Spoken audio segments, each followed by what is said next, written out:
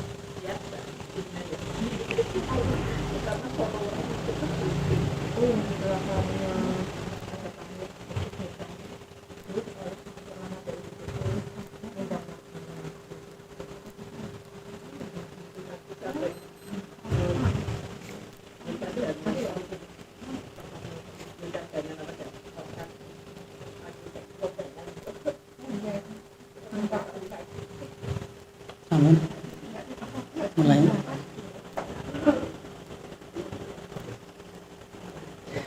Assalamualaikum warahmatullahi wabarakatuh.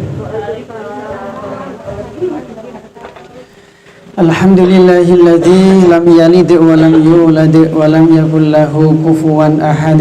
Assalatu wassalamu ala Rasulillah wa ala alihi wa ashabihi wa mawalah. La hawla wa la quwwata illa billah. Qala rabbi shrah li sadri wa yassir li amri wahlul 'uqdatam min lisani yafqahu qawli. Qala Allah ta'ala fi kitabihil karim, ya ayyuhalladzina amanu taqullaha haqqa tuqatih wa la tamutunna illa wa antum muslimun. Allahumma faqihna fid din wa 'allimna ta'wil. Subhanaka la ilma lana illa ma 'allamtana innaka antal alimul hakim. Amma ba'du. Jemaah yang semoga senantiasa dirahmati oleh Allah Subhanahu wa taala, pada kesempatan sore hari ini kita akan menyampaikan satu tema yang semoga nanti bisa kita ambil manfaat dan faedahnya, yaitu tentang fikih berwudu dan fikih melaksanakan ibadah sholat. Semoga nanti waktunya bisa mencukupi. Yang pertama adalah fikih tentang wudu. Fikih artinya paham. Fikih artinya paham secara mendalam. Al-fahmud daqiq. Jadi orang yang faqih itu orang yang paham secara detail, secara rinci, secara dalam. Banyak kaum muslimin yang mereka itu sering melaksanakan sholat, sering berwudu, sering melaksanakan puasa, tetapi kadang tidak paham secara detail. Ketika ditanya rukun wudu, dia bingung. Ketika ditanya perbedaan rukun dengan wajib, dia nggak tahu. Perbedaan antara hadas dengan najis, dia tidak tahu. Perbedaan antara kotoran dengan najis terkadang dia tidak tahu. Berarti ini belum paham, ini belum fakih. Baik, fikih berwudu maksudnya bagaimana kita memahami ibadah wudu sesuai dengan sunnah Nabi Sallallahu Alaihi Wasallam. Baik jamaah yang berbahagia, sejak kecil kita sudah diajari wudu di sekolah, di TPQ, di pesantren, di madrasah diniyah, di musola, di masjid, dan kita sudah sering melaksanakan ibadah wudu. Mungkin sudah ribuan kali kita melakukan ibadah wudu untuk sholat atau untuk yang lain. Oleh karena itu, kajian ini hanya menjadi pengingat bagi yang lupa, menjadi ilmu bagi yang belum tahu. Semoga menjadi saksi di padang mahsyar, sebagai hujah bagi orang-orang yang sudah mengetahui. Baik, ibadah wudu ini perkara yang sangat penting karena berkaitan dengan ibadah yang kita lakukan. Ada sebagian ibadah yang akan sah hanya ketika tak ulang lagi. Ada sebagian ibadah yang wudu dijadikan syarat sahnya, alias atau kalau tidak berwudu maka ibadah itu tidak sah. Ada beberapa ibadah yang wudu dijadikan sebagai syarat sah. Kalau tidak wudu maka ibadahnya tidak sah. Misalkan seperti sholat. Sholat itu salah satu syarat sahnya adalah wudu. Orang yang sholat tanpa wudu ya tentu tidak sah. Yang kedua misalkan tawaf, tawaf di Ka'bah. Meskipun ini memang ada ulama yang mengatakan tidak harus wudu, tapi pendapat yang kuat insya Allah wudu itu salah satu syarat sah tawaf, tawaf di Ka'bah. Kemudian juga misalkan memegang mushaf, ini juga ada ulama yang mengatakan harus berwudu. Ini 3 amalan yang disyariatkan kita untuk berwudu. Yang pertama sholat, yang kedua adalah tawaf, yang ketiga adalah memegang mushaf. Bukan membaca Al-Quran, beda antara membaca Al-Quran dengan memegang Al-Quran. Kalau membaca Al-Quran tidak harus wudu, mungkin pakai laptop, mungkin membaca dengan hafalan, mungkin pakai HP, kan tidak harus wudu. Tapi kalau memegang mushaf, nah ini yang diwajibkan untuk berwudu. Memegang mushaf, Allah Subhanahu wa Ta'ala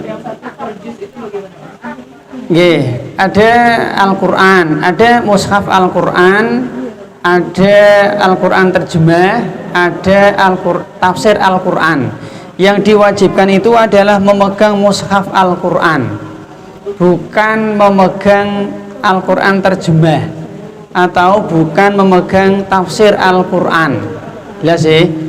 Jadi yang dinamakan mushaf itu kan kumpulan dari kertas dan tinta.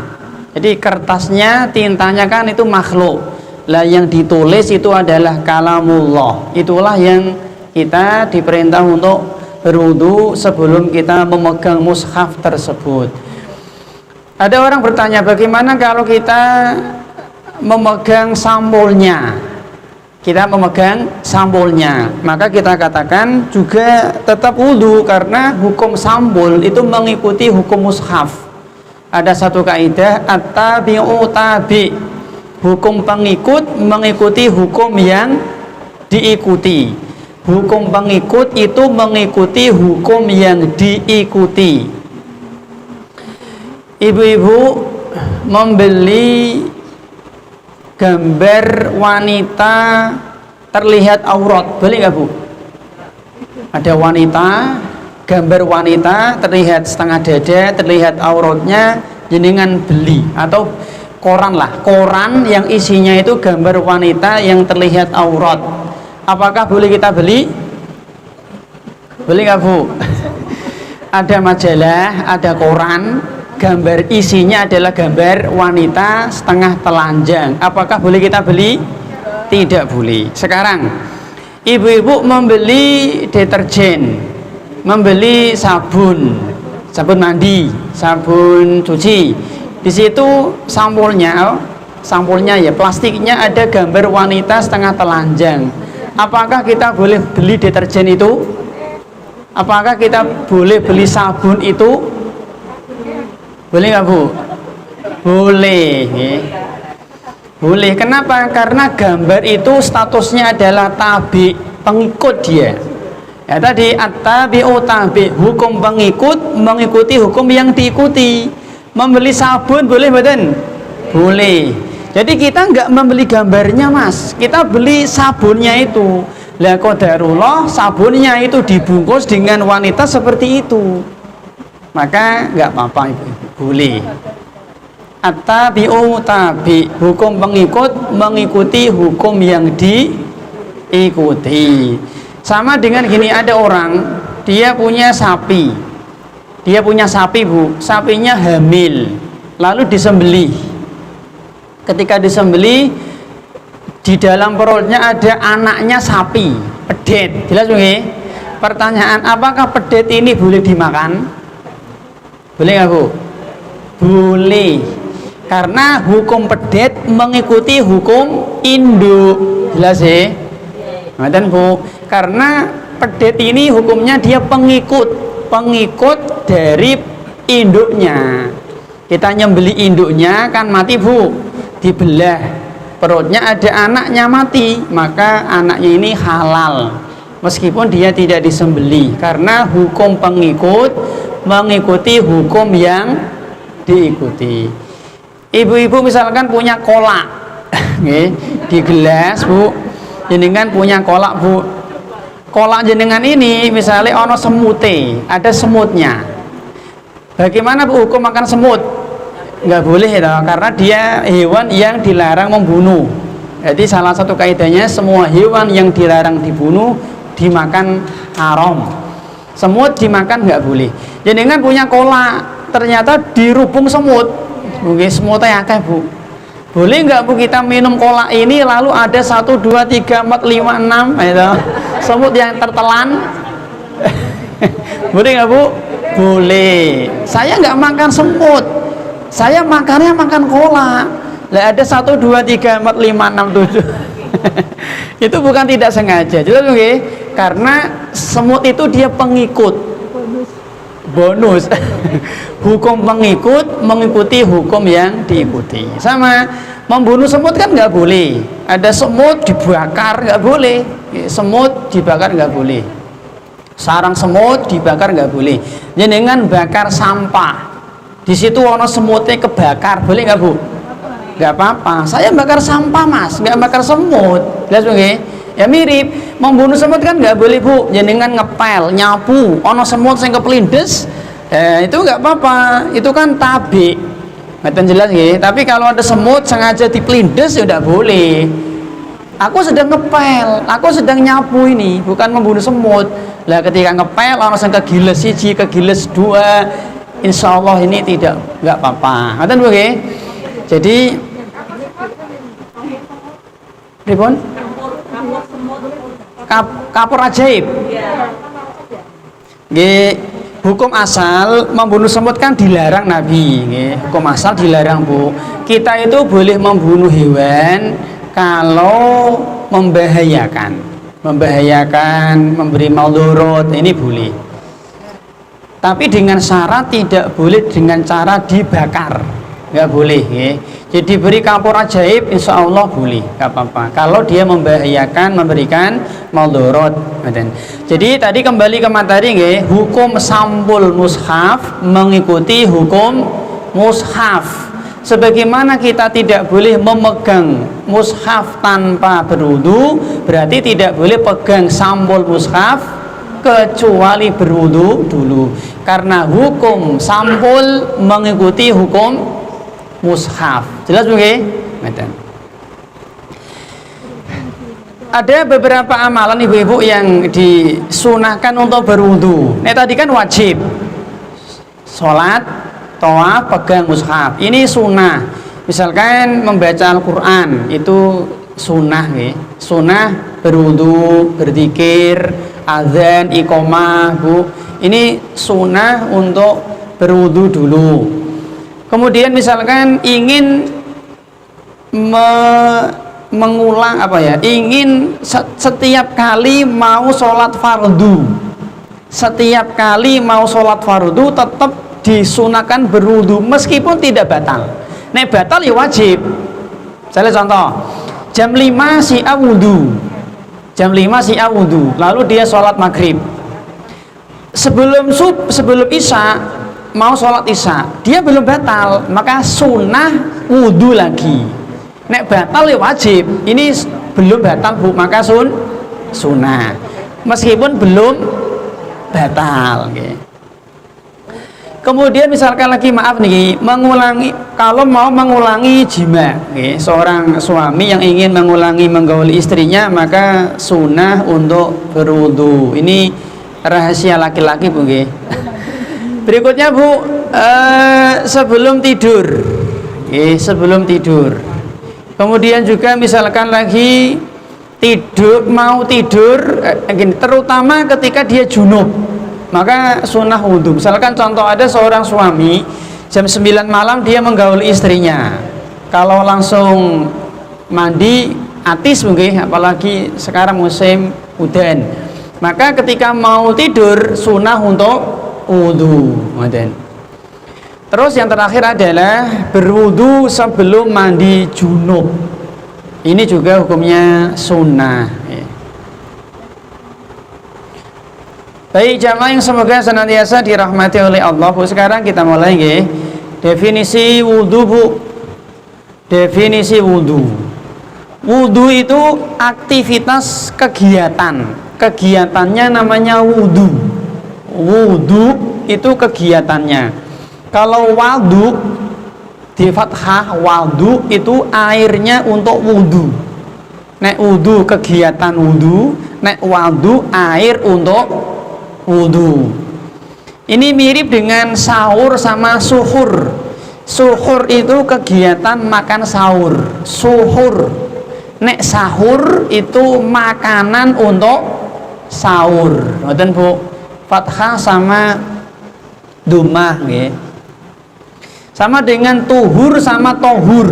Nek tuhur itu kegiatan bersuci, tapi nek tohur itu media sarana untuk bersuci. Baik, bu, sekarang kita lihat definisi wudhu, secara ringkas. Semoga waktunya nanti cukup. Secara bahasa, wudhu artinya al-hasan wan nadhofah. Al-hasan wan nadhofah artinya indah, bagus, bersih. Okay. Secara bahasa itu wudhu artinya indah, bagus, bersih. Kemudian secara istilah, isti'malul ma'i, isti'malul ma'i fi a'dha'il arba'ati ala sifatin makhsusatin fi syar'i ala wajhit ta'abbudi lillahi ta'ala. Ada 4 batasan wudhu. Dari definisi ini, yang pertama isti'malul ma'i. Wudhu itu cirinya 4, bu.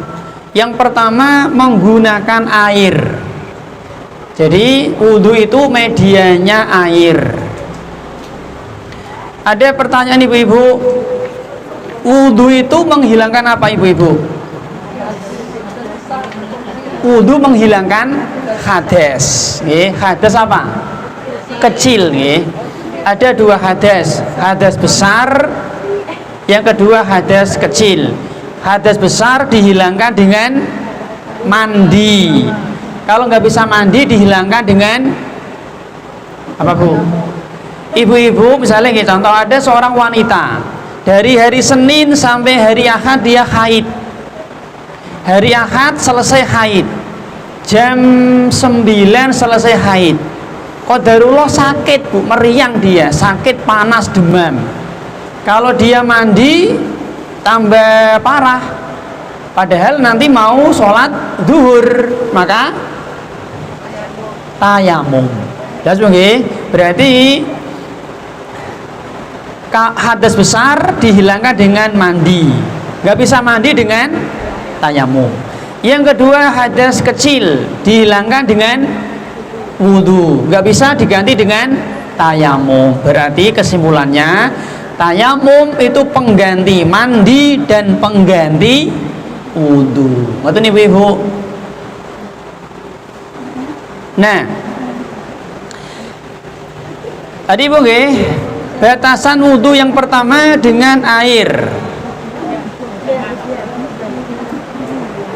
Media, bu, media itu apa ya bu? Sarana nggih, sarana media untuk menghilangkan hadas itu hanya dua bu. Sarana media untuk menghilangkan hadas itu hanya dua. Yang pertama air, yang kedua debu. Air untuk wudu, debu untuk tayamum. Beda dengan menghilangkan najis. Sarana untuk menghilangkan najis itu tidak hanya terbatas air dan debu. Misalkan contoh bu, karpet jenengan, misalnya nggih, dikencingi kucing misalnya nggih, kan kena najis. Lalu jenengan cuci pakai pertalit. Nah, boleh nggak bu? Jenengan cuci pakai duduh kelopo, misalnya. Jenengan cuci sama sayur asem, boleh nggak bu? Jenengan cuci sama es dawet, boleh nggak bu? Kok galak men pak? Lagi jangan mungkin. Jenengan cuci pakai bensin lah, boleh nggak bu? Maka boleh, karena sarana untuk menghilangkan najis itu tidak hanya dibatasi air dan debu. Yang penting menghilangkan najis itu bau, rasa, warna hilang. Terserah caranya.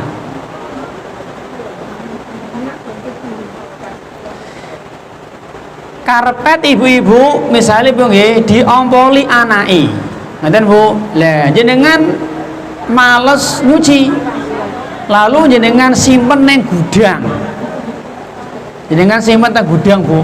Setelah sebulan jenengan cek baunya, warnanya, rasanya hilang. Pertanyaan, karpet ini apakah sudah suci? Sudah belum bu? Sudah. Meskipun jenengan tidak berniat, karena menghilangkan hadas itu harus pakai niat. Nek menghilangkan najis tidak harus pakai niat bu. Menghilangkan hadas harus dengan niat. Nek menghilangkan najis tidak harus dengan niat. Karpet masjid diompoli bocah misalnya nggih, karena takmirnya malas nyuci, taruh di luar. Kudanan kepanasan seminggu, bau, rasa, warna hilang, suci. Meskipun dia tidak ada niat untuk menyuci, karena menghilangkan najis tidak butuh niat. Nek menghilangkan hadas harus dengan niat ibu-ibu. Jelas nggih? Berarti yang pertama bu, wudu itu harus dengan air. Bedakan antara air sama cairan bu. Nek air bagian dari cairan, nek cairan belum tentu air. Bensin itu cairan, es dawet cairan. Es kompor cairan. Tapi bukan air, Bu nggih. Jadi medianya harus air. Yang kedua ibu-ibu, fi a'dha'il arba'ati. Cakupan atau batasan wudu yang kedua adalah untuk mencuci atau mengusap 4 anggota badan. Untuk mencuci atau mengusap anggota badan. Berarti Bu nggih, kegiatan wudu itu sebenarnya hanya 2. Yang wajib nggih, kegiatan wudu yang wajib itu hanya 2 sebenarnya Bu, yaitu mencuci atau membasuh. Mencuci, membasuh sama ya. Yang kedua mengusap, itu yang wajib. Hanya 2 aktivitas, mencuci atau membasuh. Yang kedua adalah mengusap. Yang diusap 4. Tadi fi a'dha'il arba'ah, hanya 4 anggota badan. Berarti ini lebih namanya mandi. Yang dicuci, yang dibasuh hanya 4. Dalilnya adalah surat Al-Maidah, Bu, bisa nanti dilihat ya. Surat Al-Maidah ayat 6. Allah Subhanahu wa taala berfirman di sini, ya ayyuhalladzina amanu idza qumtum ilas sholati. Yang pertama Bu, faghsilu wujuhakum. Yang pertama adalah cucilah wajah. Wa aydiyakum. Yang kedua cucilah kedua tanganmu. Ilal marafiqi, sampai siku-siku. Wamsahu biru'usikum. Yang ketiga mengusap kepala. Yang keempat adalah wa arjulakum ilal ka'bain, yaitu mencuci kaki sampai mata kaki. Ini wudu minimalis. Jadi ada wudu minimalis, ada wudu idealis, Bu. Wudu minimalis itu wudu minimalis yang penting sah. Lah bagaimana cirinya, Pak? Yang penting 4 ini diusap atau dicuci. Tadi kan ada 2 toh. Ada aktivitas mencuci atau membasuh, 3. Yang dicuci yang pertama muka, yang kedua tangan, yang ketiga kaki. Kepala diusap. Sudah, ada orang wudu langsung mencuci muka, lalu mencuci kedua tangan, lalu mengusap kepala, mencuci kaki, sah. Ini namanya wudu minimalis. Artinya dia nggak kumur-kumur, dia tidak membaca basmalah, orang doa setelah selesai wudu, tidak mencuci kedua tangan, tidak menyela-nyela, ya sah. Tapi minimalis, Bu. Ini menurut sebagian ulama sah, tapi minimalis. Sama nanti juga ada namanya mandi junub minimalis, ada mandi junub idealis. Nah sama, Bu. Nek jenengan ingin wudhu yang idealis, mengikuti wudhunya Nabi Sallallahu Alaihi Wasallam. Jelas Bu ya? Jadi Bu, yang dicuci atau diusap ketika wudhu hanya 4 ini, Bu. Berarti nek lebih ya mandi. Masa wudhu tekan bokong barang. Nah, ini mandi nanti Bu. Yang ketiga ibu-ibu, ala sifatin maksusotin fis syar'i. Yang ketiga definisi wudhu adalah dengan tata cara khusus. Nah, dengan tata cara khusus, jumlahnya khusus, batasan-batasannya khusus, kaifiyahnya khusus, sesuai dengan yang diajarkan Nabi Sallallahu Alaihi Wasallam. Artinya wudhu itu tidak boleh sembarangan, nggak boleh apa Ibu, nggak boleh ngarang, gabrul, nggak boleh Bu. Misalnya contoh, ada orang wudhu, caranya piye Pak? Langsung selulup nang jero kolam, sah nggak Bu? Jegur-jegur, mentas, sah? Nggak sah. Meskipun teles kabeh nggak boleh seperti itu. Ini ibadah lu. Betul nggih? Yang keempat Bu, ala wajhit ta'abbudi lillahi ta'ala, dalam rangka ibadah. Yang keempat, dalam rangka beribadah kepada Allah.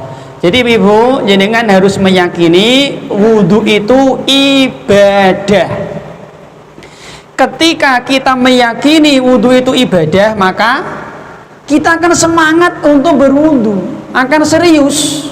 Nek kemu ya tenanan, nek mau basuh tangan ya tenanan, le napa Bu? Gosok ya tenanan. Karena ini ibadah, bukan tradisi, bukan budaya, bukan adat.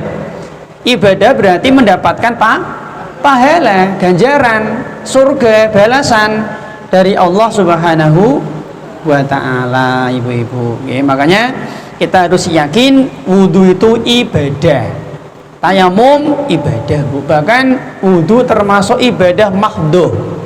Salah satu ciri ibadah mahdhuh adalah ibadah yang apa, Bu? Salah satu ciri ibadah mahdhuh adalah ibadah yang hanya dilakukan orang-orang Islam. Ada nggak, Bu, orang kafir yang wudhu?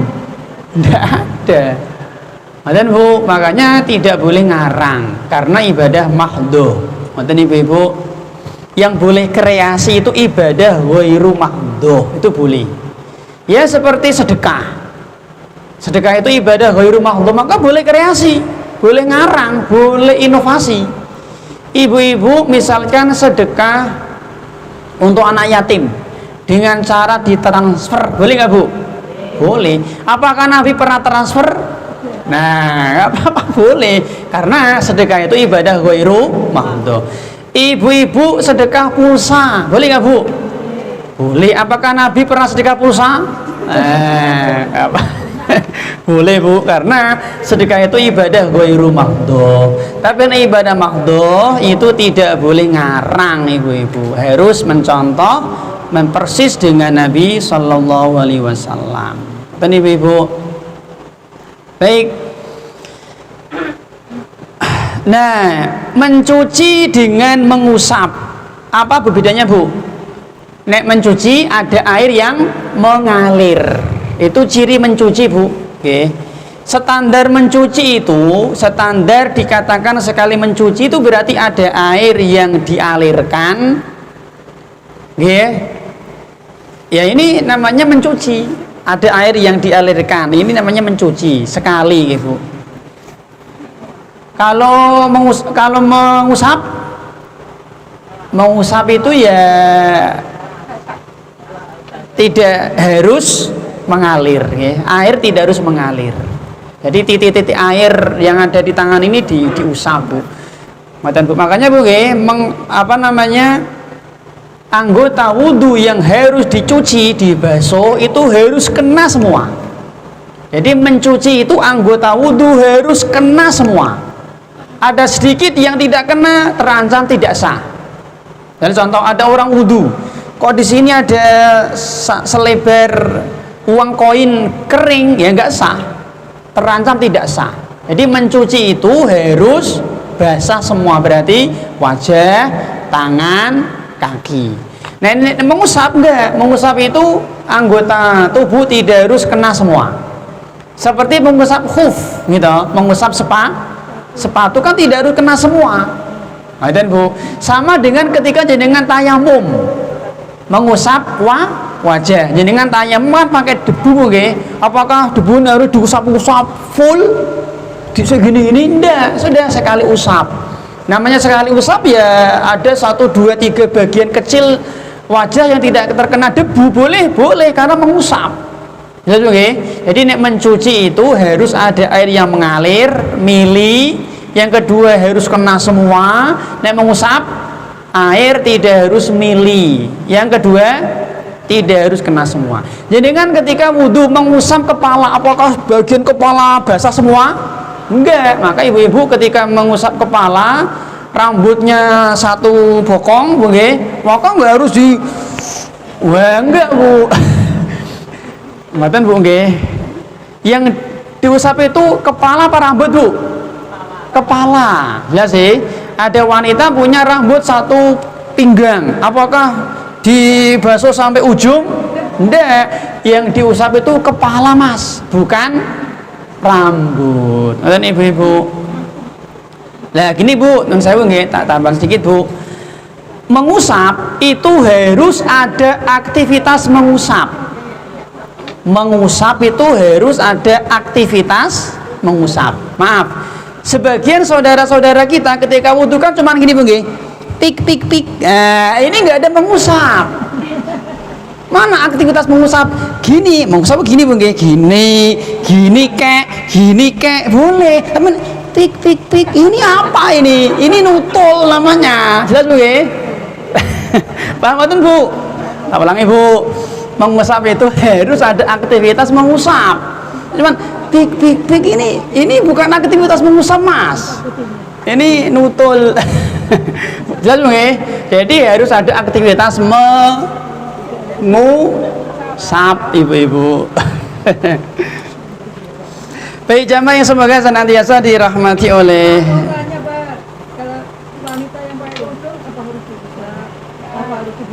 wanita yang pakai jilbab nggih, hukum asal ya dibuka. Hukum asal nggih. Kecuali di tempat terbuka, terlihat aurat maka boleh. Nggih. Dengan syarat kondisi darurat. Boleh, nggak apa-apa Bu. Diusap. Nggih, Bu. Baik, Bu. Sekarang apa Bu yang kita bahas, Bu? Apa ya, Mas? Yang penting ya, Bu, mungkin syarat sah wudu, Bu. Nah, sekarang ini tak pilihkan yang penting, Bu. Syarat sah wudu. Tadi sudah kita sampaikan Bu nggih, wudu termasuk ibadah. Maka ada syarat sahnya. Sebagaimana sholat, wudu, kemudian azan, tayamum, zakat, ada syarat sah. Maka sama dengan wudu ada syarat sah. Yang pertama tentu muslim. Orang yang kafir kalau wudu ya tidak sah. Ada artis dia Nasrani main sinetron wudu, apakah berpahala? Tidak, Bu. Ada artis Nasrani dia berperan sebagai orang muslim, mungkin azan, apakah sah? Tidak sah, tidak ada pahala. Dulu pernah kita sampaikan bahwa ada kaidah, Bu, bisa nanti dilihat ya di surat At-Taubah ayat 54. Wa ma mana'ahum an tuqbala minhum nafaqatuhum illa annahum kafaru billahi wa birasul. Ini kaidah, Bu. At-Taubah 54. Seluruh amal kebajikan orang kafir itu nol. Ini kaidahnya, Bu. At-Taubah 54. Ada orang kafir mungkin dia dermawan, suka bantu bangun masjid, membuat jalan raya, bangun jembatan, bangun rumah sakit, menyantuni anak yatim, fakir, miskin, janda, bantu ini, bantu itu, nyah-nyoh. Jadi pokoknya nyah-nyoh, Bu. Masjid dibangun, pokoknya dia dermawan. Satu kota Semarang mengatakan ini orang baik loh, Mas. Dermawan loh. Kalau dia mati nanti dia dikenang, dipuja-puja. Tapi kalau dia kafir, nol, nggak ada nilainya. Tempatnya kekal di neraka. Kalau balasan di dunia mungkin Allah Maha Adil. Orang kafir kan ada yang jahat seperti Yahudi, ada yang baik, mungkin jadi kan punya tetangga Nasrani tapi baik. Dia Hindu tapi senyum, dia Hindu tapi mungkin suka membantu. Banyak, Bu. Di dunia dapat balasan, di akhirat tidak. Ini dalilnya, Bu. Di akhirat orang kafir itu tempatnya kekal di neraka. Yang kedua, ibu-ibu, berakal. Syarat sah wudu yang kedua adalah berakal, al-aqlu. Orang yang tidak berakal alias gila ya tidak sah. Karena nggak punya niat. Nah, betul, Bu. Orang gila itu tidak punya niat. Padahal innamal a'malu binniyat. Seluruh amal itu harus dengan niat. Barang siapa yang dia beramal tanpa niat, ya nggak ada pahala, nggak ada dosa. Orang gila nyolong berdosa? Enggak. Orang gila ngaji berpahala? Enggak. Orang gila korupsi berdosa?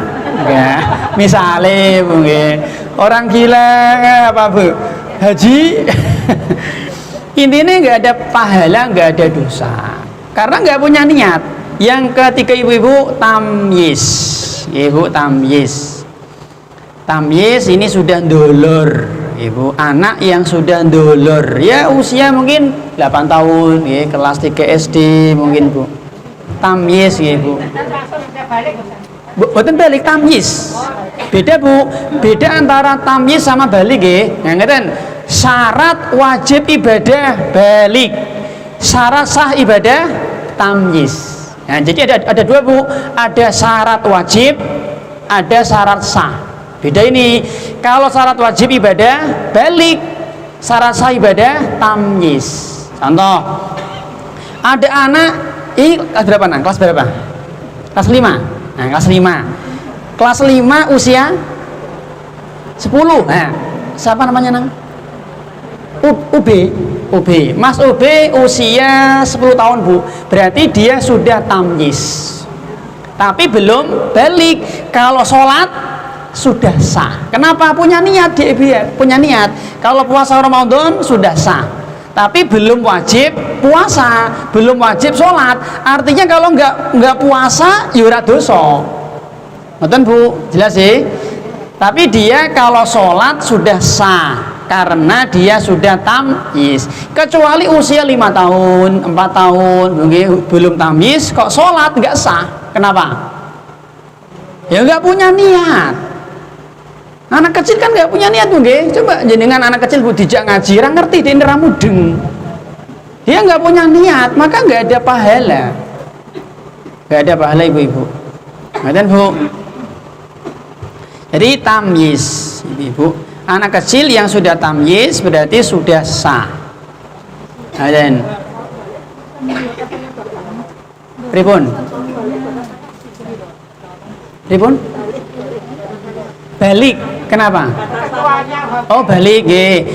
Laki-laki balik cirinya salah satu dari 3. Ciri balik bagi laki-laki Bu, yang pertama, maaf sudah tumbuh bulu kemaluan. Yang kedua, sudah mimpi basah. Yang ketiga, usia 15 tahun. Salah satu dari 3 ciri ini sudah ada, berarti dia sudah balik. Nek wanita tambahan 1, hamil. Yang kedua, haid. Nah, ini kalau sudah ada berarti dia sudah balik ibu-ibu. Dan balik ini kan ciri fisik. Ciri fisik. Ngerti Bu?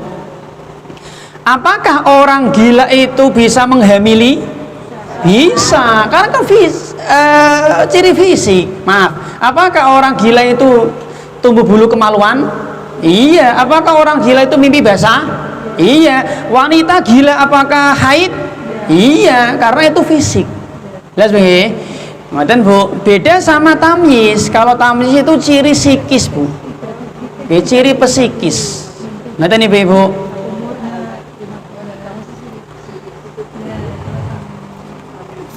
Kalau anak umur 10 tahun sudah khitan itu wajib salat. Sebelum 10 tahun sudah khitan wajib salat. Anak usia sebelum 10 tahun, apakah wajib sholat? Khitan itu bukan tidak ciri Bu.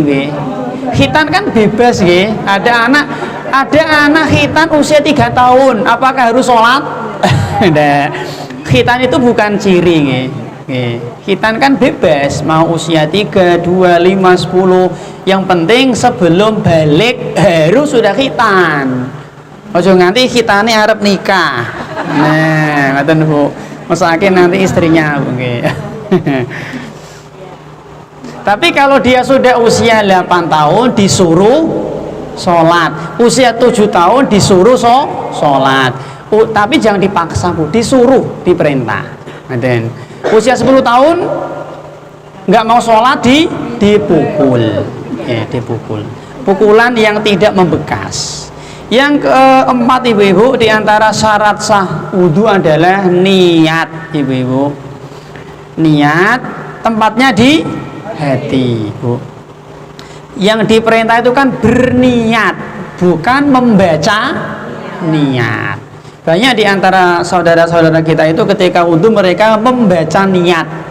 Nawaitul wudu'a li raf'il hadatsil asghari fardun lillahi ta'ala. Ini membaca niat Bu. Jelas sih, yang diperintah itu berniat, dan niat tempatnya di hati. Maka niat itu amalan hati, bukan amal lesan. Ngerti Bu?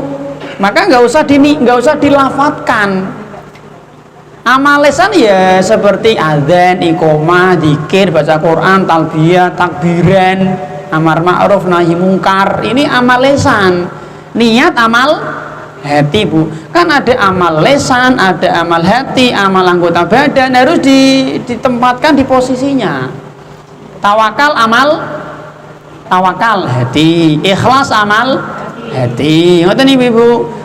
Cinta amal hati, benci amal hati. Ngoten iki, Bu. Jadi di hati nggih. Lah termasuk niki niat itu tempatnya di hati, Ibu. Ya amal tanpa niat ya enggak sah. Ya tadi orang gila sama anak kecil nggih. Amal tanpa niat yang ngelindur, Bu. Yang ngelindur, orang gila, orang mimpi, itu kan tanpa niat nggih. Kelindur, mimpi, orang gila, anak kecil, ini 4 ini mereka beramal tanpa niat, maka nggak ada pahala, nggak ada dosa. Ibu-ibu mimpi kaji, apakah berpahala? Ya tentu tidak. Ibu-ibu mimpi menghatamkan Quran 30 juz, berpahala? Tidak. Bu. Maka nggak usah dibanggakan. Wong mimpi kok. Aku tadi malam ngatampe Quran 30 juz lho. Tenane iya tapi mimpi. Nah, maka nggak usah bangga, Bu. Bukan prestasi. Sama dengan mimpi ketemu Nabi, apakah prestasi? Bukan prestasi, maka nggak usah dibanggakan. Mimpi ketemu Nabi nggak usah dibanggakan. Oh, bukan prestasi kok. Nah, prestasi itu jenengan jam 3 bangun sholat tahajud, itu prestasi, Bu. Ada orang dia ngaku-ngaku mimpi ketemu Nabi tapi tangi ini jam 6.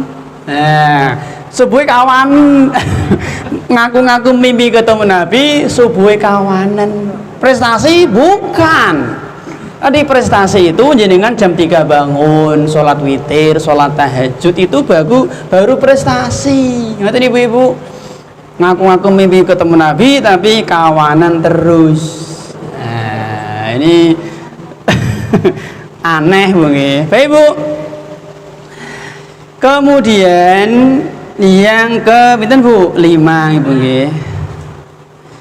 Tapi gini, Bu, Bu, memang ini kan fikih, Bu. Fikih itu ulama berbeda pendapat nggih. Jenengan harus siap. Jenengan kok belajar fikih siap-siap untuk berbeda pendapat. Ngaten nggih. Yang berikutnya adalah membaca tasmiyah. Nah, kalau ini membaca tasmiyah. Kalau nggak salah dalam madzhab Hambali nggih, membaca tasmiyah, Bu. Tasmiyah itu bacaan bismillah. Nah, itu tasmiyah, Bu. Nek lengkap namanya basmalah. Nah, nek wudu jenengan cukup tasmiyah bismillah. Nah, ngoten. Mboten tidak perlu tambahi Ar-Rahman Ar-Rahim, enggak perlu, itu namanya basmalah. Jadi yang sunnah itu membaca tasmiyah bismillah tok. Ngoten, Bu. Tanpa Ar-Rahman dalam diucapkan, diucapkan berarti ini amal lisan nggih, berarti dibaca, Bu, membaca tasmiyah. Tapi kalau dalam kamar mandi kan nggak perlu diucapkan. Nggih, di dalam kamar mandi kan bermacam-macam, Bu.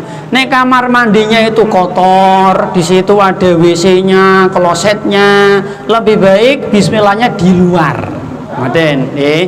Tapi kalau kamar mandinya kinclong, kayak ning hotel bersih, nggih, nggak ada, antara kamar mandi sama kamar tidur mirip. Semoga nggak apa-apa, Bu. Ya sih, ya hotel mewah, Bu. Semoga nggak apa-apa. Kamar mandi kan bertingkat-tingkat, nggih. Ono kamar mandi sing jorok, ono kamar mandi sing kinclong, resik, Bu. Seperti itu insya Allah nggak apa-apa. Semoga nggak apa-apa. Di dalam nggak apa-apa. Kalau dalam hati aja ya, hukum asalnya kan dibaca.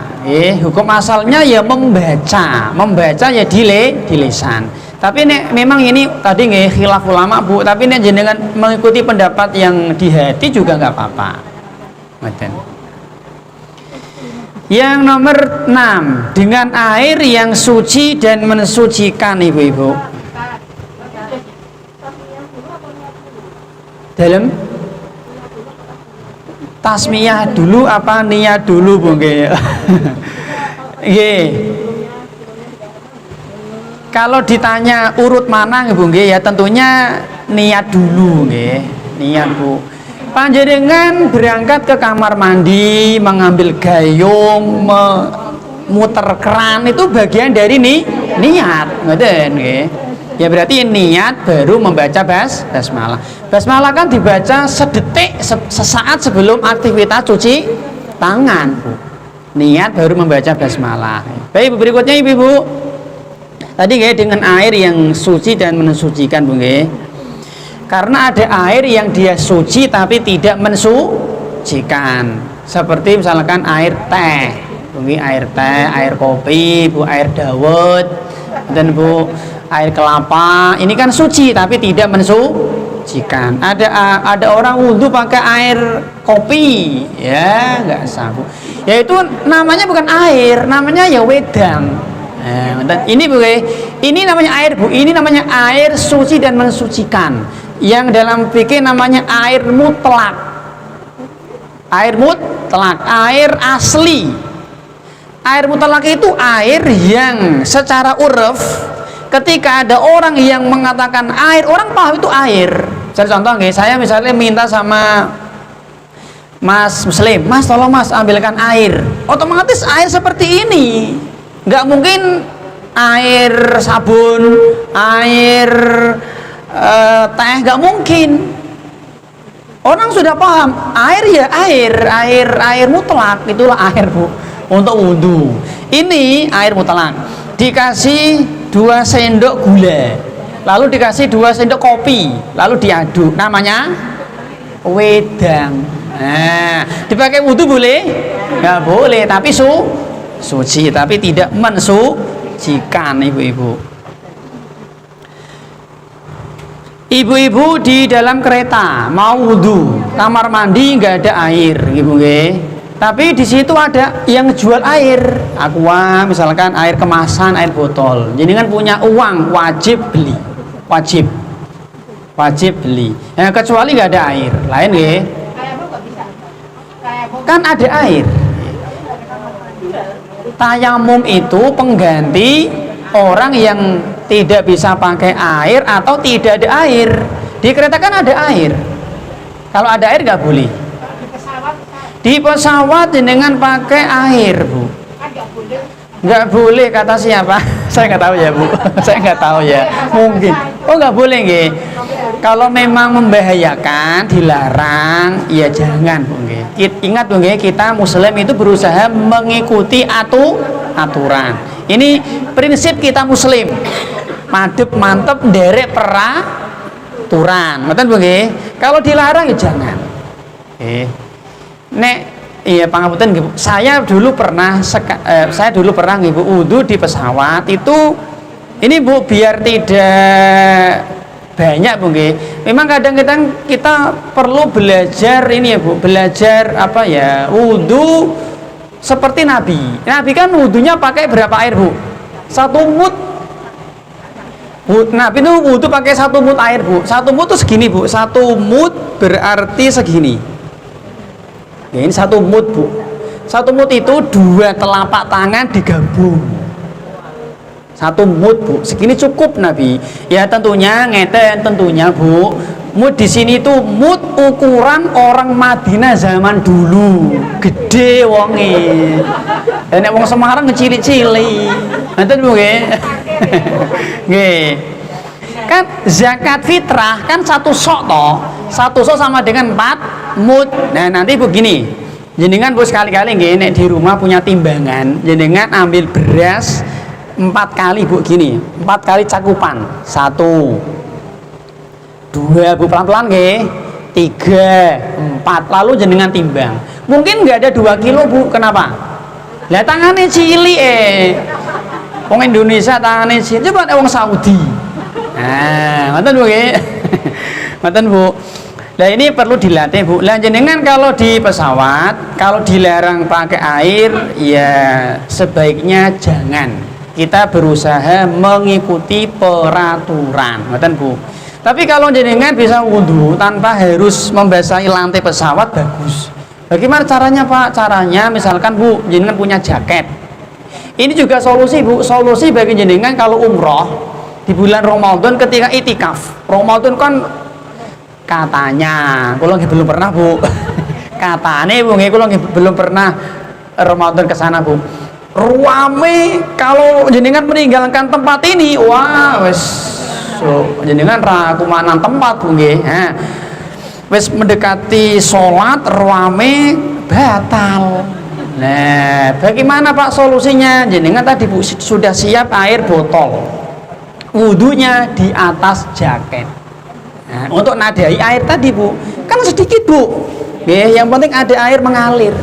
Nah, pakai jaket atau mungkin sarung apalah biar tidak membasahi karpet Masjidil Haram.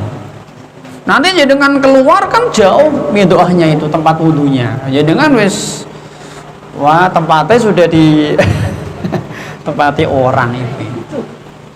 Ngoten Bu, jadi pakai jaket untuk tadi menampung air. Ngoten Bu. Yang berikutnya Bu nggih, yang ke-7 Bu, tidak ada penghalang. Tidak ada penghalang sampainya air ke kulit. Ngoten.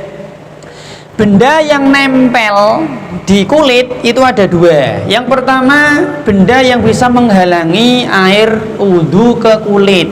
Nah, ini harus dihilangkan. Karet, misalnya nggih Bu, kena karet, kena lakban, kena cat, nggih, cat apa itu nggih Bu?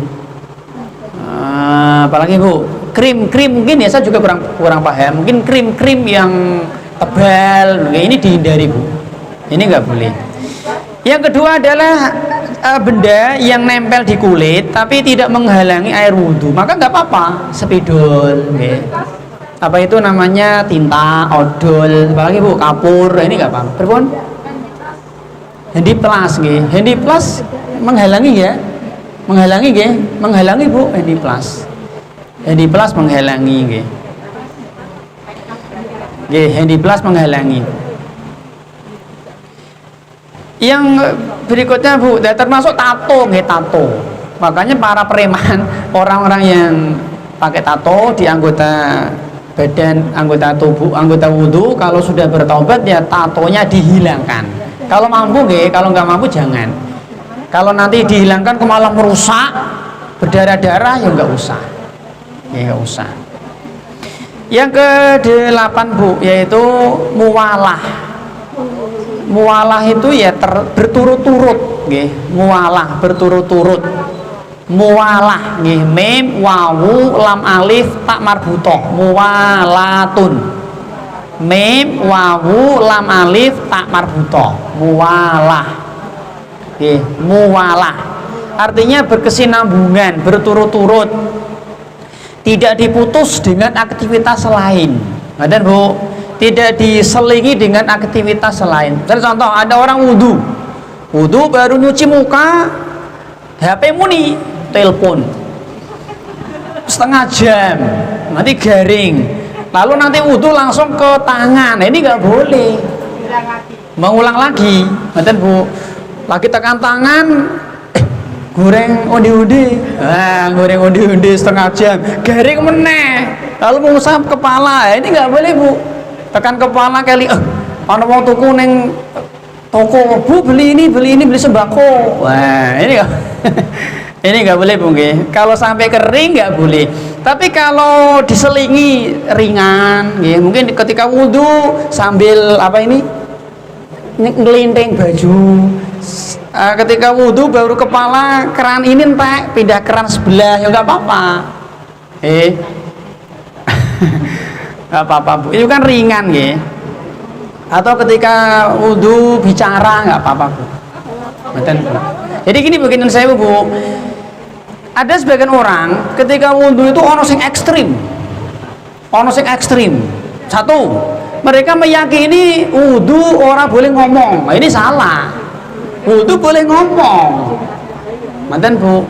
Termasuk tawaf boleh ngomong Bu. Boleh bicara, boleh minum, makan nggak apa-apa. Diem. Nah, yang kedua ekstrim. meyakini tidak boleh dilap. Wah, ekstrim ini, baru wudu kudu teles gebes-gebes. Nah, dilap nggak apa-apa boleh. Jadi bicara boleh, dilap boleh. Yang ketiga, meyakini tidak boleh wudu telanjang. Nggak apa-apa, boleh Bu, telanjang. Nggih, telanjang nggak apa-apa. Karena bukan sholat Bu. Ngerti Bu nggih? Tidak semua ibadah itu harus menutup aurat. Ibu-ibu membaca, maaf, si fulana lah maaf, fulana maaf nih, fulana maca Quran maaf, telanjang, boleh nggak Bu? Ya jane ya entok-entok wae. Ini kan kebangetan. Artinya membaca menutup aurat itu bukan syarat sah membaca Quran. Ngoten Bu, jelas ya. Tidak semua ibadah harus menutup aurat. Yang kedua, tidak semua ibadah itu harus menghadap kiblat. Ibu-ibu membaca Quran menghadap ke barat, kemana, ke utara boleh? Boleh. Ngoten Bu. Yang ketiga, tidak semua ibadah itu harus suci. Tidak harus suci. Zikir, wirid, baca Quran kan tidak harus suci Bu. Jelas Bu nggih? Ini ada orang kadang ekstrim. Wudu atau ngomong, wudu nggak boleh telanjang, wudu nggak boleh dilap. Ini ekstrim. Ekstrim. Ini enggak, jangan seperti ini.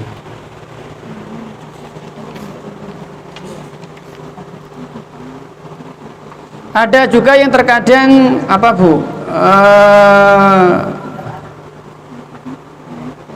Ada yang ekstrimnya ekstrim kiri. Okay. Tadi kan ekstrim kanan, Bu, ekstrim kiri misalkan wudunya pakai air saember. Nah, saember, okay.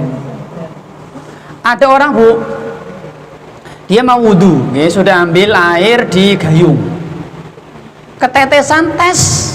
Nah, dibuat ganti air baru. Ini juga ekstrim namanya Bu. Ini Bu, kalau kita lihat hadis-hadis Nabi itu wudunya dengan dua cara. Yang pertama, Nabi wudu pakai gayung. Ini yang sering dilakukan Nabi Bu. Jadi Nabi wudu pakai gayung, itu yang sering. Dulu jenengan jangan bayangkan Bu, nang Masjid Nabawi wis ana keran, ana listrik, dereng enten. Jelas Bu nggih? Kalau sekarang kan keran di mana-mana modern Bu. Di zaman Nabi itu rata-rata wudunya pakai gayung dikobok. Nah, ngoten.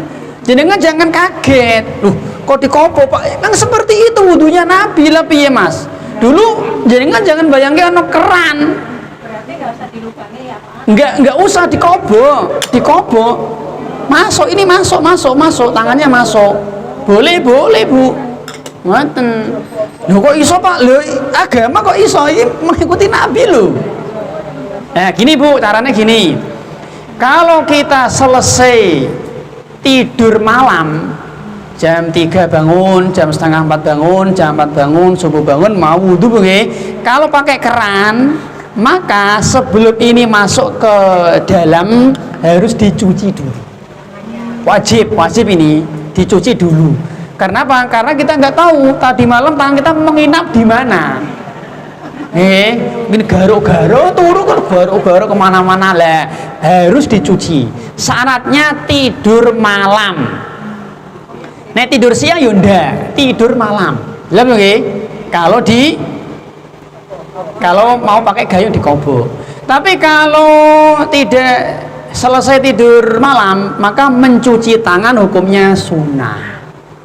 Tapi nek selesai tidur malam hukumnya wajib kalau dia mau wudu pakai gayung dikobok tadi Bu. Artinya tangannya masuk. Ngoten. Jelas Bu nggih? Ngoten Bu. Yang kedua, Nabi beliau wudu dengan cara dituangkan. Nah, seperti Bilal pegang gayung ember menuangkan Nabi. Ya, ini seperti keran. Tapi ini jarang Bu. Nek nunggu sahabat kan harus 2 orang. Mungkin Bu nggih repot. Nah, nek wudu kan sewaktu-waktu Bu nggih, nunggu orang kan repot. Jadi yang sering itu justru Nabi wudu pakai gayung, itu yang sering. Tapi Nabi pernah wudu pakai, ya bukan pakai kayak keran ya, dituang. Ya seperti kita sekarang ya keran lah, betul Bu. Jadi pakai keran boleh, dipakai gayung juga boleh ibu-ibu. Kemudian ibu-ibu berikutnya yang terakhir Bu, tertib. Tertib, syarat sah wudu adalah tertib. Artinya sesuai dengan urutan, ibu. Tidak boleh dibalik-balik.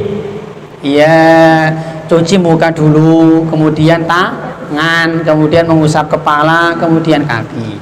Ini urut namanya, tertib. Ya tidak boleh kok tangan dulu, lalu kaki, lalu kepala, lalu muka. Ini nggak boleh dibolak-balik, Bu. Ini tidak sah. Kata ibu-ibu.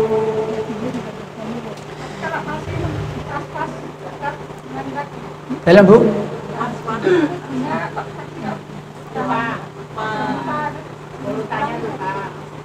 Wudu urutannya lupa. Oh was-was, Bu, was-was. Ya Allah Bu. Bu gini Bu. Was-was ini ada beberapa kondisi Bu. Yang pertama Bu, was-was ini timbul setelah selesai wudu, maka tidak usah digubris. Was-was yang muncul, yang timbul setelah selesai ibadah, tidak usah digubris. Itu dari setan Bu. Contoh ada orang ke kamar mandi, dia pipis, setelah selesai pipis keluar, baru muncul was-was. Mau wes sewa kurung ya, lo wes keluar kamar mandi, wes katroan, begini gitu. Kok ragu-ragu itu piye maksudnya? Nah, dan ini jangan digubris Bu. Ada orang selesai sholat duhur, selesai sholat baru muncul ragu, jangan digubris, wes rampung kok. Lihat Bu, itu setan Bu. Jenengan kok nuruti, wah bahaya Bu. Jangan dituruti, harus cuek, jangan dituruti, jangan digubris. Sudah putus. Dan Bu, kalau sudah selesai ya. Yang kedua, was-was yang timbul ketika dalam proses ibadah. Lah ngaten ini juga ada dua kondisi. Yang pertama, dia selalu seperti itu. Was-was yang timbul ketika proses dalam sedang ibadah. Yang pertama, dia selalu seperti itu. Wes dadi wateke Bu. Mesti nek wudu dek niki mesti was-was terus. Ya oke. Lah seperti ini juga penyakit Bu. Ini solusi yang paling mujarab adalah tadi, jangan digubris, cuek, biarin. Jenengan kok sekali nuruti, mbok turuti terus nanti Bu. Lihat Bu nggih. Nah, yang kedua Bu, ada orang yang dia was-was di tengah proses ibadah, ini sesekali muncul. Nah, sekali-kali muncul, sesekali mungkin ada ragu-ragu. Kalau memang ada korinah, bukti, tanda, ya kita pedulikan, kita anggap. Tapi kalau cuman kayaknya ketoke nggak ada bukti, ya sudah nggak usah digubris Bu. Itu was-was Bu. Ya sebagai ngaten. Nah kita yang mana ngaten Bu? Jadi Bu, melawan was-was itu dicuekin, jangan digubris. Sudah. Nek mbok gubris jenengan ikuti, wah repot Bu. Saya pernah Bu dengar ada orang Bu, tokoh nih, tokoh ini dikenal tidak pernah sholat berjamaah maghrib dan isya. Kenapa? Nek wudu suwi, nek wudu lama banget. Nek usoli kan pakai usoli dia, usoli bolak balik Bu. Jadi itu ada Bu orang seperti itu. Ini kasihan seperti ini, penyakit Bu. Kenapa dituruti soalnya? Coba cuek. Gampang, agama kita itu gampang, mudah, gampang Bu. Ngaten. Nggih, usoli bolak-balik sake. Nggih. Ya Allah Bu, nggih. Ada yang tadi wudu itu saember. Ya Allah. Ana sing ragu Bu nggih, nek mandi kudune selulup. Nah, nek urung selulup urung marem dene. Tahu Mas selulup? Selulup itu mlebu ning kolah, Bu. Jadi kalau sebatas ini nggak cukup. Saya dulu pernah dapat cerita dari teman, dia punya saudara LDII. LDII itu dalam masalah kebersihan itu berlebihan. Jadi saya ya cerita ya Bu dari teman, nek nyuci itu harus air mengalir. Jadi misalnya kok air apa nama pakaian kato ono baju ini ono sarung dicampur neng ember, ini nggak mau mereka, nggak mau. Jadi kudunya ya air mengalir. Jadi kan kalau pernah ke Masjid Al Wali tahu ya, itu kan WC ini kan anu Bu, aneh sendiri. WC-nya aneh, kamar mandinya aneh. Bisa dilihat di daerah Sendang Mulyo Mas ya, Sendang Mulyo. Madan Bu, itu LDII. Itu berlebihan Bu, ya, memberatkan. Dan agama kita ini mudah, tapi tentu jangan dipermudah. Madan Bu. Artinya ya sesuai dengan aturan. Madan Bu. Baik Bu. Sekarang Bu kita sampaikan di sini Bu. Batasan wajah, oke, wajah itu batasannya dari mana Bu? Ini Bu, ini Bu. Oke, gini aja, ganti-ganti Bu. Yang sudah jam 5 lebih. Sekarang Bu, apa ya saya? Ya nggak apa-apa lah, nggak apa-apa Bu. Batas apa? Gimana Mas? Ini Mas. Praktek. Oke. Saya kok malu Mas ya. Saya isinya Bu main praktek Bu. Nanti Mas Adit yang praktek. Nah gini aja Bu. Yang pertama Bu nggih. Nah, sekarang Bu tata cara wudu Bu nggih. Yang pertama Bu, yang pertama mencuci tangan. Oke, mencuci tangan Bu. Oke, menyelang-nyelang Bu nggih, mencuci tangan Bu. Dan sudah. Ini hukumnya sunnah Bu nggih, mencuci tangan. Kalau sudah, yang kedua adalah apa Bu? Mencuci. Yang kedua adalah berkumur-kumur. Ini menurut jumhur itu sunnah. Menurut jumhur itu mayoritas. Ini sunnah. Seperti Maliki dan Syafi'i ini sunnah Bu. Termasuk istingsyar, memasukkan air ke hidung dan istingsyar mengeluarkan, ini sunnah. Tapi nek dalam mazhab Hambali wajib. Nah, jenengan mazhabin apa Bu? Nek jenengan mazhabin Hambali ya wajib. Jadi kumur-kumur, istingsyar itu sunnah menurut jumhur ulama. Nek Hambali wajib. Wajib, betul Bu. Terus piye Pak yang baik? Yang bagus mungkin yang bagus itu Bu, kita keluar dari khilaf ulama.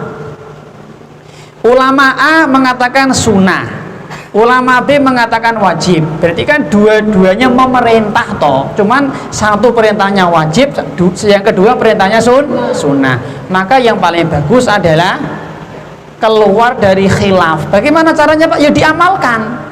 Ngeten. Nek jenengan wudu kok berkumur, berarti jenengan tidak menyelisihi pendapat Hambali Bu. Tapi nek jenengan wudu kok sengaja tidak kumur, berarti jenengan menyelisih mazhab Hambali.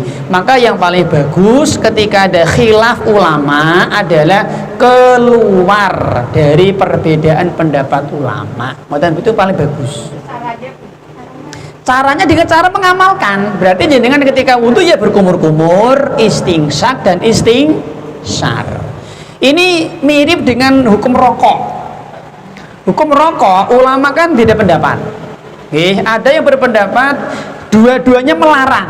Nah, rokok itu dilarang Bu, tapi yang pertama larangannya hanya sampai makruh, yang kedua larangannya sampai haram. Ngoten Bu, jelas sih. Tapi sama-sama melarang.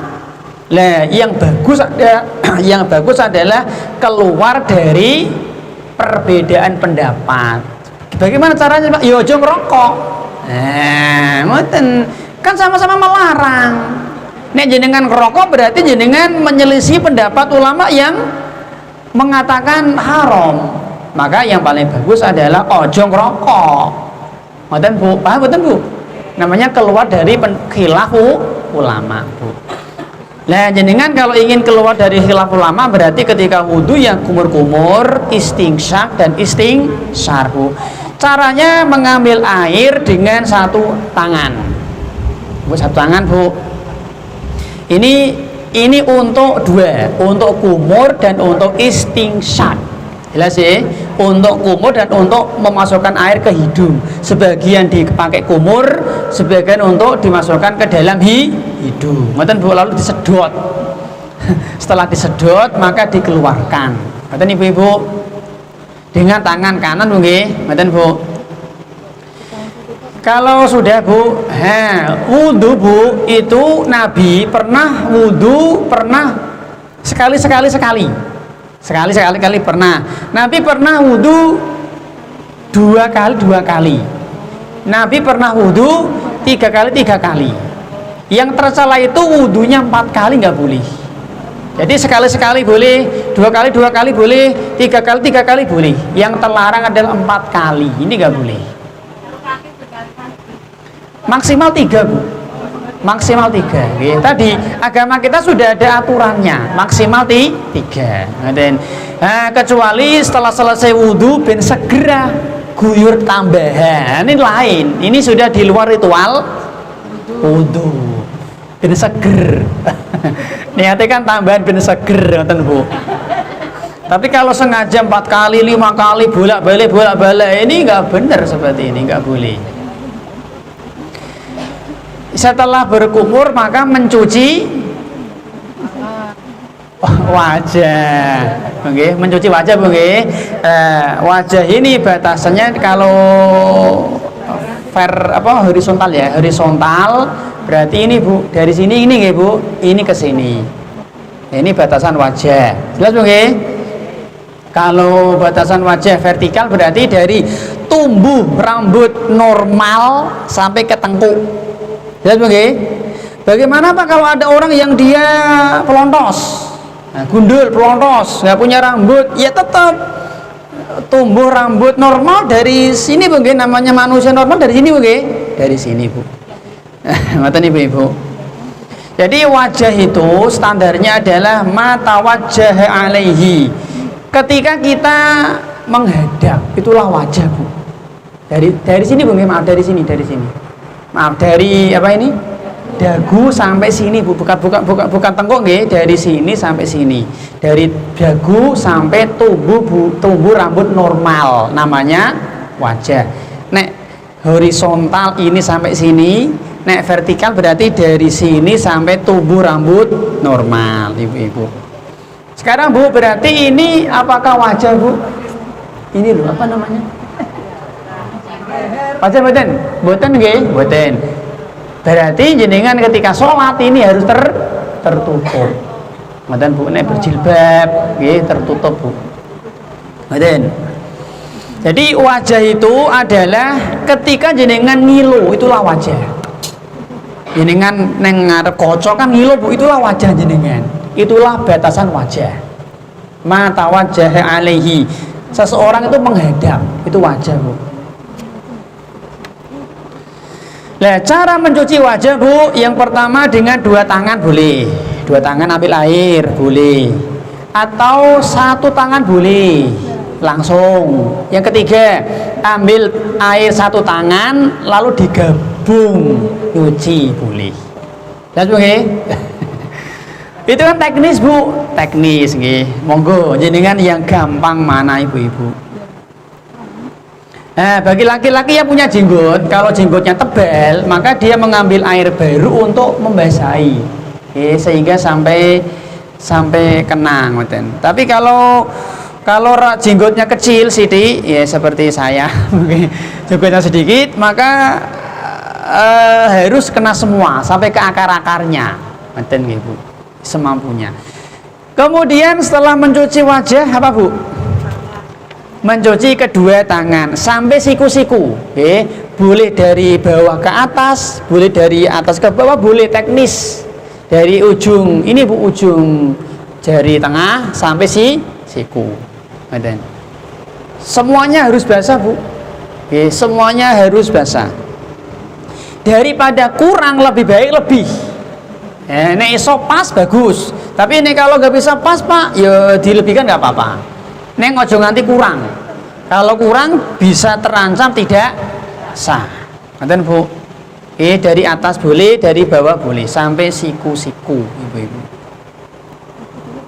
Lah jenengan kalau pakai cincin Bu, nggih dikosok apa dikosok nggih diputer lah nggih. Cincinnya akiknya ini dicincin jam tangan ya, pakai jam tangan, gelang nggih diputer agar nanti airnya bisa merata, Bu. Yang berikutnya Ibu, yang ketiga adalah apa Bu? Berikutnya adalah mencuci mengusap kepala nggih. Mengusap kepala Bu. Lah, mengusap kepala ini ulama berbeda pendapat. Kalau dalam mazhab Syafi'i, mengusap kepala itu boleh sebagian. Jadi Bu, boleh bagian depan, ini boleh, belakang boleh, samping boleh. Neng sepenting tadi ada aktivitas mengusap, bukan utul, jelas Bu nggih? Lah, nek dalam mazhab Hambali dan Maliki semua kepala. Bagaimana caranya Pak? Caranya yang sunnah adalah ambil. Tadi Bu nggih, setelah selesai mencuci tangan, ini kan basah Bu nggih, ada titik-titik air Bu. Tidak perlu mengambil air baru. Nggak usah langsung, nggak apa-apa. Langsung habis cuci tangan tadi, langsung diusapkan ke sini, ke belakang, ke tengkuk, dikembalikan ke depan. Nek jenengan laki-laki di kantor, nggih, barangkali takut berantakan, nggak apa-apa. Mungkin gini, seret. Nah, ngoten. Sing penting kono aktivitas mengusap. Ojo mek pik. Ini bukan mengusap Mas, itu namanya ngeplak malah. Tribun. Oh nggih, betul bagus insyaallah nggih. Nah, telinga ini nggih Bu, telinga ini bagian dari kepala. Maka setelah selesai mengusap kepala langsung telinga. Ngeten Bu nggih, ngeten Bu. Seret, ngeten. Sekali usap. Kepala diusap sekali, telinga diusap sekali. Namanya mengusap tidak harus semua terkena air. Tadi sudah nggih kita kasih kaidahnya Bu. Ngoten. Berikutnya adalah mencuci kaki. Mencuci kaki sampai mata kaki, nggih, sampai mata kaki. Nah, ketika kita mencuci mata kaki Bu nggih, di sela-sela kaki boleh dengan jari ini Bu, jari apa namanya Mas? Kelingking nggih, digosok ngeten. Tapi kalau mampu, kalau nggak mampu nggak apa-apa Bu. Jelas nggih, tapi pastikan sampai mata kaki kena air semua ibu-ibu. Berarti sudah selesai Bu, lalu setelah itu rambung. Nah, sekarang Bu terakhir Bu nggih, niki Bu sedikit sunah wudu Bu. Yang pertama sunah wudu nggih Bu. Yang pertama adalah apa Bu? Tadi nggih mencuci kedua telapak tangan tadi nggih. Terus kemudian juga berdoa Bu, berdoa setelah selesai wudu nggih Bu. Apal Bu nggih? Asyhadu an la ilaha illallah wahdahu la syarikalah wa asyhadu anna Muhammadan abduhu wa rasuluh. Allahumma ja'alni minat tawabin wa ja'alni minal mutatahhirin. Ini berdoa setelah selesai wudu dan tidak perlu mengangkat tangan. Ngerti nggih?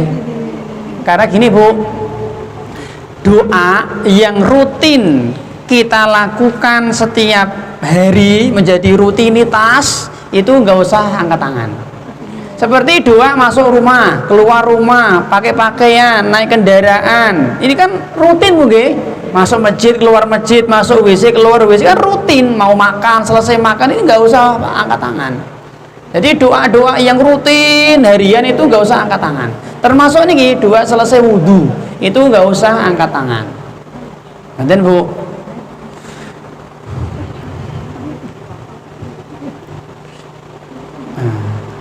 Apa lagi Mas? Nah ini Bu termasuk mungkin nasihat kita Bu. Ketika wudhu berusaha airnya jangan boros, alias hemat nih. jangan boros air. Sebagian orang itu kadang kerannya dipolke ibu, suanter pol. Nah, ini nggak boleh ibu, tabdzir, ini boros. Ini dilarang dalam agama kita bu. Jadi ada tabdzir, ada israf. Tabdzir itu mengeluarkan harta di tempat yang maksiat. Ini tabdzir, ini haram, tidak boleh. Anak-anak membeli mercon, boleh nggak bu? Nggak boleh, meskipun regane 2.000 nggak boleh. Bapak-bapak beli rokok, harganya cuma 2.000, boleh nggak boleh? Karena haram. Ini tabdzir. Nah, israf itu mengeluarkan harta pada tempat yang dibolehkan tapi berlebih juga nggak boleh. Ibu-ibu membeli dompet harganya 100 juta, nah ini nggak boleh, karena antara fungsi sama nilai harga nggak seimbang. Kecuali jenengan punya dompet fungsinya bisa menyimpan rumah pak, nggak apa-apa, boleh. Misalnya bu, jenengan punya dompet untuk bisa menyimpan kulkas, dompetnya bisa menyimpan mobil, ya nggak apa-apa, seimbang. Cuma nyimpen duit tok loh pak, ini nggak boleh bu. Ibu-ibu misalnya apa ya bu, jenengan cinta sama kembang apa dulu mas, ronda bolong. Nah, ibu-ibu misalnya gandrung sama bunga ronda bolong. Nah, regane sampai 300 juta, boleh dibeli bu? Nggak boleh. Bapak-bapak sana pakai ake, beli ake regane 30 juta, ini nggak boleh. Ini israf. Hukum asalnya ya boleh, tapi kan berlebihan, ini nggak boleh. Beli sepeda onrel sampai 60 juta, 100 juta, ini nggak boleh. Jadi agama kita itu menjaga harta, nah, ini nggak termasuk air. Air bagian dari harta bu. Kan salah satu definisi harta kan sesuatu yang bisa ditransaksikan. Apakah jenengan pernah beli air? Bolak balik mah. Oke. Ada orang menikah, maharnya air segentong, boleh nggak bu? Boleh, karena dia harta. Air itu harta loh bu, maka jangan disia-siakan. Sebagaimana kita membuang duit nggak boleh, membuang air nggak boleh, kan harta. Membuang duit nggak boleh, membuang pakaian nggak boleh, membuang makanan nggak boleh, membuang air nggak boleh. Maka ketika wudhu ya jangan dibuang-buang, itu dosa, itu israf. Pripun? Kalau kita pas ada masjid itu yang sebelum masuk ada air di. Nggih, namanya kocehan. Air itu air kocehan nggih, di bawah itu nggih. Padahal kan kalau kita adakan itu kan biasanya kan kotor itu ya, banyak yang kotor. Yang kotor kaki kita. Kan masuk situ dulu. Nggih, nggih. Begitu wudhu kan mesti kemudian pas itu lagi. Nggih. Kan berarti kan sudah air kotor. Oh, nggih, baik bu. Nggih, memang ada beberapa masjid itu dikasih kocehan bu nggih. Nek saya lihat itu di Demak itu banyak nggih, banyak nggih masjid-masjid yang ada kocehan. Itu kalau tidak dirawat malah sarang nyamuk bu, nggih mboten. Lumutan malah kotor bu nggih. Nah, ketika kita datangkan lewat situ bu nggih, karena ke tempatnya kan satu nggih. Mangkat yo rono, metu yo rono bu nggih. Nah, nek arep lumpat ora iso apa ngombo itu, kuwate kepleset malah bu nggih. Mesti jegur. Nah, itu kan kotor bu nggih. Nah, kotor itu belum tentu najis. Nah, jadi ingatan ada kotor, ada najis, ada hadas. Ini beda semua bu. Kotor itu standarnya akal, itu kotor. Kotor standarnya akal sehat, akal normal. Karena standarnya akal, maka sifatnya ya relatif. Menurut si A kotor, menurut si B belum tentu kotor. Seperti misalkan kotoran kebu, kotoran sapi, keletong sapi, keletong kebu. Bagi para petani di Purwodadi, ning Grobogan, ning Demak, ning Pati, bu, itu petani nyekel keletong sapi biasa, bukan gue ngabuk. Itu udah pakai kaos tangan nggak apa-apa, bagi dia nggak kotor, nggak sih? Lah bagi jenengan wong kota, wong sugih ya kotor. Lah nggih, ngoten Bu. Jadi kotor itu standarnya adalah akal, ngoten Bu. Yang kedua, standar najis sama hadas itu dalil. Nah, karena standarnya dalil maka paten mutlak. Sekarang Bu, daging babi, daging sapi, daging kambing dijejer. Mirip mboten? Mirip. Wong sing ora ngerti yo padha. Padahal daging sapi halal suci, daging kambing halal suci, daging babi najis, bangke najis ini Mas. Dicekel nggak boleh, najis kok. Tahu dari mana najis? Ya dalil.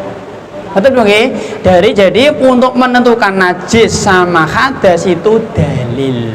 Oleh karena itu orang-orang kafir tidak kenal najis. Kenapa? Ya nggak punya dalil. Nanti Bu, orang-orang kafir nggak tahu halal haram. Kenapa? Nggak tahu dalil, karena halal haram kan pakai dalil. Orang kafir itu tahunya baik dan buruk. Ada orang kafir makan coro, oseng-oseng coro, oseng-oseng kelabang, rempeyek tikus, makan curut, kok enak, sehat, orang mules, orang mencret, boleh. Nah itu mereka Bu. Lihat nggih? Makan babi nggak apa-apa, ya nyatanya sehat, nyatanya orang popo. Nah itu mereka. Karena mereka nggak punya dalil, maka mereka nggak punya halal, nggak punya haram. Pokoknya sing kabeh sing gremet-gremet kok enak, melok kabeh Bu. Kan masih ingat Bu nggih penyebab corona pertama di mana? Di Cina Bu. Kan makan kelelawar, makan apa itu? Ya karena mereka nggak punya dalil. Yang penting dimlok enak, sikil papat, sikil loro nggih. Wal kedua entah kadel bantal sandal semuanya kabeh dimlok Bu. Lihat nggih. Jadi dalil itu luar biasa. Namun pripun. Oh bagus masa ulang nggih. Ketika kita mencuci tangan atau kaki Bu, kan ada kanan kiri Bu nggih. Nah, maka caranya adalah kanan 3 kali, baru kiri 3 kali. Mboten kanan kiri mboten. Tapi kanan 1 2 3, mbon kiri 1 2 3. Sama dengan kaki.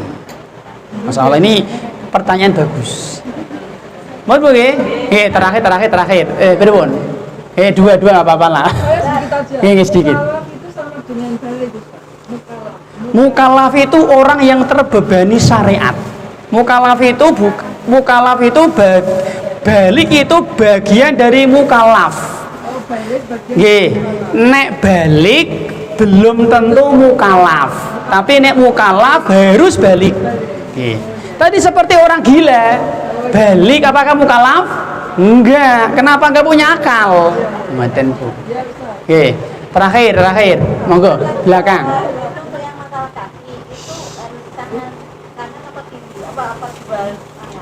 Kaki. Nggih sami kanan dulu. Oh, membersihkan pakai kiri Bu. Nggih, kiri nggih.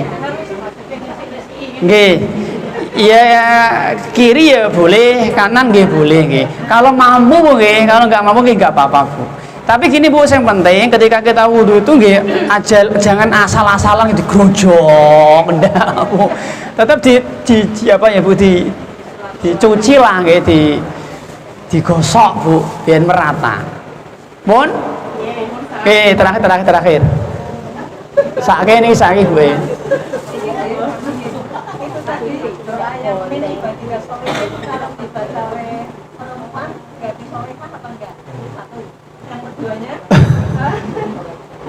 Menjaga wudhu untuk 2 kali sholat. Kalau belum datang. Itu aturannya bagaimana? Nggih. Yang pertama doa selesai wudhu, nggih.